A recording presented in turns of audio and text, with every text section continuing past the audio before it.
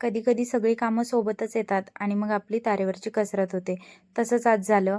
आज मला हे जे नारायणपेठ साडीवरचं सुंदर ब्लाऊज आहे ते त्यांना 4 वाजेपर्यंत रेडी करून द्यायचं होतं आणि 12पर्यंत त्याचं कटिंगही केलेलं नव्हतं, अस्तर नव्हतं, साडीचा फॉलही नव्हता आणि माझ्या रोजच्या कामांच्या मध्येच मी ते ब्लाऊज घेतलेलं होतं. हा जो वॉर्डरोब दिसतोय तुम्हाला समोर, तो कालच मी घेतला. तर त्याचं सेटिंग वगैरे करण्यात आणि कपडे वगैरे व्यवस्थित लावण्यातच मला 12 वाजले होते. त्यानंतर मी अस्तर फॉल घेऊन आले आणि ही घरातली कामं तशीच्या तशी पडली होती. कपडे, भांडे, किचन वगैरे सगळंच आवरायचं होतं आणि ब्लाऊजसुद्धा करायचं होतं. खूप टेन्शन आलेलं आता कसं करणार म्हणून. परंतु मला माझ्यावर विश्वास आहे की एखादं काम मी हातात घेतलं की ते मी पूर्ण करतेच. आणि मग मी ना जेवण केलं होतं ना काहीच. मी सगळं फक्त पिलूचा डबा वगैरे करून दिला होता. सगळं आवरून दिलं होतं त्याचं आणि माझ्या मिस्टरांचं. आणि त्यानंतर मी हे फॉल वगैरे घेऊन आले आणि साडीला फॉल लावायला घेतला. तर ताई आहेत, हातशिलाई करून देतात ते एक. तर त्यांच्याकडे मला ही साडी आता पाठवायची होती. 12:30पर्यंत साडीला फॉल वगैरे लावून झाला होता एक साईडनं. बाकीचं सगळं आवरण्यात गेलं कारण मशीन वगैरे क्लीन काहीच केलेलं नव्हतं. ते सगळं केल्याच्या नंतर मला कामावर बसता आलं. ब्लाऊज कटिंगला घेतला. मध्येच फुटाणेवाले नेहमीच्या आमच्या काकू आहेत त्या आल्या. मग ते घ्यायला पुन्हा खाली गेले.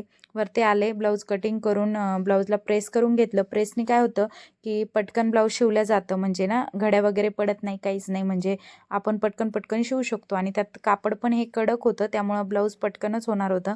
पण एकदा मी प्रेस करून घेतलं आणि बघा 2:30 वाजेपर्यंत माझं हे ब्लाऊज रेडी झालं होतं आणि खूप सुंदर झालं होतं. मला हे ब्लाऊज खूप आवडलं. म्हणजे नारायणपेठ साडीवर जर तुम्ही ब्लाऊज शिवणार असाल तर अशा पद्धतीची डिझाईन करू शकता, कारण ती खूप सुंदर वाटते. आणि पफ स्लीव्ज जर शिवली तर पफसुद्धा खूप सुंदर निघतो याचा, कारण याचं कापड कडक आहे त्याच्यामुळं पफ स्लीव्ज सुंदर दिसते.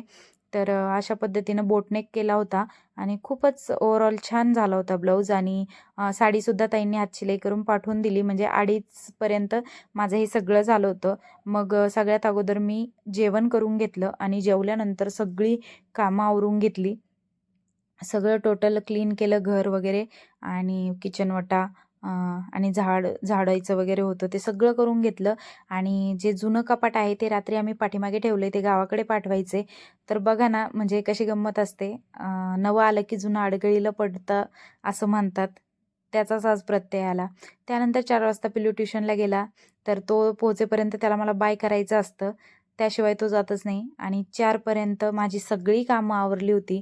म्हणजे घराची स्वच्छता झाली होती, अर्जंट ब्लाऊजही शिवून झाला होता, साडी वगैरे सगळं पॅकिंग करून ठेवलं होतं मी. आणि आता मला पुढचे 4 ब्लाऊज करायला घ्यायचे होते. व्लॉग आवडला असेल तर